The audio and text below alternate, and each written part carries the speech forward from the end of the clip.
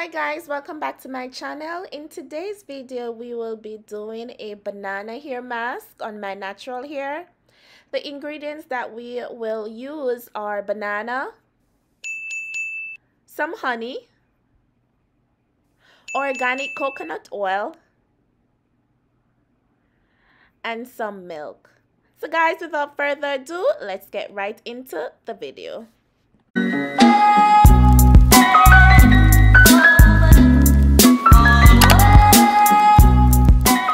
We will be blending each ingredient in a blender. I just want to let you know banana contains silica, a mineral element that makes your hair stronger and thicker. Banana is also rich in potassium, vitamins, and mineral oils.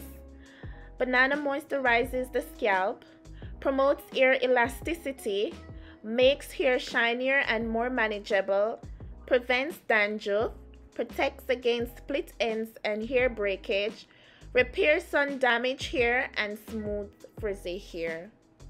So guys, please continue to watch my content.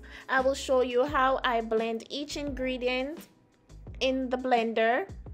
And this is what I have been trying on my hair for thicker, fluffier hair. So guys, please don't forget also to subscribe to my channel, share, and leave a comment. And I'll see you in my next video. Goodbye for now.